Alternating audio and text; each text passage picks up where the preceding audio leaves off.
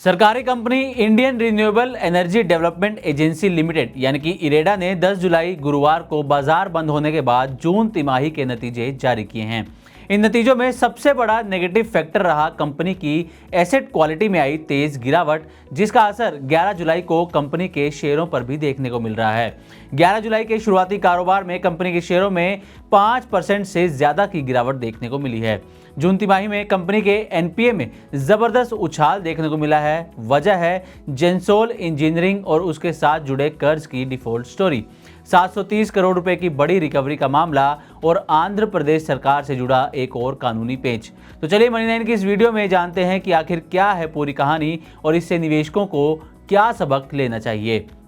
सबसे पहले बात करते हैं कि जून तिमाही में क्या रहा है। दरअसल अप्रैल जून 2025 तिमाही में एसेट क्वालिटी में गिरावट दर्ज की गई है। मतलब ये कि जिन लोन पर कंपनी को ब्याज मिल रहा था, यानी कि इरेडा को जिन लोन पर ब्याज मिल रहा था, वे अब डिफॉल्ट या फिर एनपीए में बदलने लगे हैं। इरेडा के मुताबिक इस गिरावट की वजह है जेंसोल इंजीनियरिंग और उसकी subsidiary Gensol EV lease private limited के लोन पर हुआ डिफॉल्ट। तो इसकी वजह से जो है वो एनपीए बढ़ता जा रहा है। अब इरेडा का एनपीए कितना बड़ा है, इस पर भी एक नजर डाल लेते हैं। तो ग्रोस एनपीए की बात करें तो मार्च तिमाही में ये 2.45% था, यानी कि 2.3% था, जो जून तिमाही में बढ़कर 4.13% पर पहुंच गया है। वहीं नेट एनपीए की बात करें तो ये मार्च तिमाही में 1.35% था, जो जून तिमाही में बढ़कर 2% से ज्यादा हो गया है। यानी कि महज एक तिमाही में कंपनी की एसेट क्वालिटी में भारी गिरावट आई है। इस गिरावट के पीछे सबसे बड़ी वजह रही कंपनी का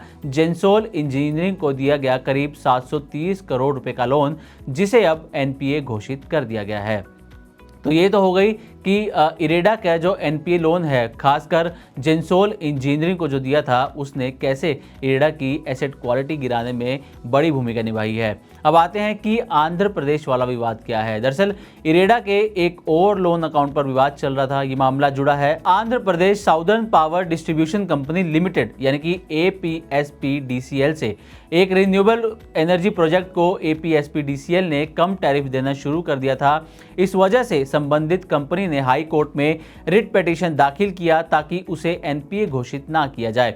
लेकिन अमरावती हाई कोर्ट ने 2 जुलाई 2025 को, यानी कि कुछ दिन पहले ही, ये स्टे ऑर्डर हटा दिया और इरेडा को लोन अकाउंट को एनपीए डिक्लेयर करने की परमिशन दे दी। इस खाते में बकाया लोन 783 करोड़ रुपए से ज्यादा है। ये अब स्टेज 2 से एनपीए में रिक्लासिफाई कर दिया गया है। हालांकि इरेडा का कहना है कि उन्होंने इस खाते के लिए पहले ही पर्याप्त प्रावधान कर लिया था। अब ये तो हो गई इरेडा की एसेट क्वालिटी में आई गिरावट और उसके जो विवाद चल रहे हैं लोन को लेकर। अब आते हैं कि इरेडा के Q1 FY26 के नतीजे कैसे रहे हैं, यानी कि जून तिमाही के नतीजे कैसे रहे हैं। तो इसमें नेट प्रॉफिट 35.7% घटकर 247 करोड़ पर आ गया है, जो पिछले साल इसी तिमाही में 384 करोड़ रुपए पर था। रेवेन्यू की बात करें तो इसमें 28.9% की ग्रोथ देखने को मिली है और इस ग्रोथ के बाद रेवेन्यू 1947 करोड़ रुपए हो गया है, जो पिछले साल सेम तिमाही में 1510 करोड़ रुपए था। अब ग्रोस एनपीए की बात की जाए तो तिमाही दर तिमाही ये बढ़कर 4.13% हो गया है, जो कि मार्च तिमाही में 0.3% था। नेट एनपीए की बात करें तो तिमाही दर तिमाही ये बढ़कर 2.06% हो गया है, जो मार्च तिमाही में 1.35% था, जैसा कि हमने थोड़ी देर पहले भी आपको डिटेल में बताया था। अब आते हैं कि इसमें निवेशकों के लिए क्या सीख है। तो निवेशकों के लिए सबसे बड़ी ये सीख है कि किसी एक स्टॉक में, किसी एक कंपनी में सारा पैसा ना लगाएं, अपने पोर्टफोलियो को डाइवर्सिफाई रखें। लीगल रिस्क पर भी गौर करें, कंपनी से जुड़े क्या लीगल रिस्क हो सकते हैं, इस पर भी आपको नजर रखनी चाहिए। सिक्योर्ड लैंडिंग प्लस पॉइंट है, जैसे कि इरेडा ने सिक्योर लोन दिए थे और कड़ी रिकवरी प्रक्रिया शुरू कर दी। ये निवेशकों के लिए भी एक पॉजिटिव संकेत है कि उनका पैसा सुरक्षित है। हाई एनपीए अगर है तो भी आपको सतर्क हो जाना है, क्योंकि किसी भी फाइनेंसिंग कंपनी में अगर ग्रोस एनपीए में एक तिमाही में इतनी बड़ी बढ़ोतरी हो रही है तो ये खतरे की घंटी हो सकती है। तो चलिए अब जाते जाते एक बार इरेडा के शेयरों की स्थिति पर भी नजर डाल लेते हैं। कंपनी के Q1 FY26 के नतीजों के बाद शेयरों में 11 जुलाई को दोपहर 12 बजे तक 5% से ज्यादा की गिरावट देखने को मिली है, जिसके बाद शेयर 161 रुपए के आसपास कारोबार करते हुए नजर आए हैं। पिछले 5 दिनों में शेयर 0.4% तक गिर चुके हैं और पिछले एक महीने में 11% से ज्यादा की गिरावट इरेडा के शेयरों में देखने को मिली है। तो ये थी इरेडा से जुड़ी पूरी रिपोर्ट, जहां करीब 1500 करोड़ रुपए के 2 लोन केसों में कंपनी की एनपीए स्थिति को प्रभावित किया है। लेकिन अच्छी बात यह है कि कंपनी ने पहले से जरूरी प्रावधान कर रखे थे और कानूनी एक्शन भी ले रही है। तो उम्मीद करते हैं कि हमारी तरफ से दी गई जानकारी आपको अच्छी लगी होगी। इसी तरह की और भी वीडियोस के लिए देखते रहें मनी9 और सब्सक्राइब करें हमारा चैनल। साथ ही बिजनेस और पर्सनल फाइनेंस से जुड़ी तमाम खबरों को आप हमारी वेबसाइट money9live.com पर भी पढ़ सकते हैं।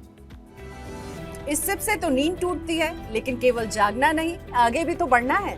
उसके लिए चाहिए एक और सिप। हर महीने छोटी छोटी रकम की इंस्टॉलमेंट यानी सिस्टमैटिक इन्वेस्टमेंट प्लान से शुरू कीजिए निवेश। लेकिन पैसे बढ़ाने वाली कौन सी सिप आपके लिए रहेगी अच्छी? म्यूचुअल फंड सिप से जुड़े हर सवाल का जवाब मेरी सिप मेरा सवाल। सोमवार से शुक्रवार 4 बजे मिलेंगे हम सिर्फ मनी9 पर।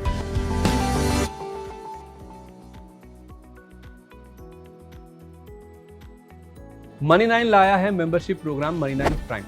अब आपके दिमाग में कई सारे सवाल होंगे, मसलन आखिर क्या है ये मनी9 प्राइम, आपके लिए यानी दर्शकों के लिए इसके क्या फ़ायदे हैं, और एक बड़ा सवाल ये कि मनी9 प्राइम से आखिर जुड़ना कैसे है। तो इसकी पूरी जानकारी हम आपको देने जा रहे हैं। मनी9 प्राइम में 3 प्लान होंगे, इकोनॉमी, स्टैंडर्ड और वीआईपी। तो फटाफट ज्वाइन कीजिए YouTube पर मनी9 प्राइम। ज्वाइन करने के लिए मनी9 के YouTube पेज पर जाइए, होम पेज पर मिलेगा ज्वाइन बटन, इसे क्लिक करें, अपनी पसंद का प्लान चुनें और बस हो गया, अब आप रहेंगे सबसे आगे।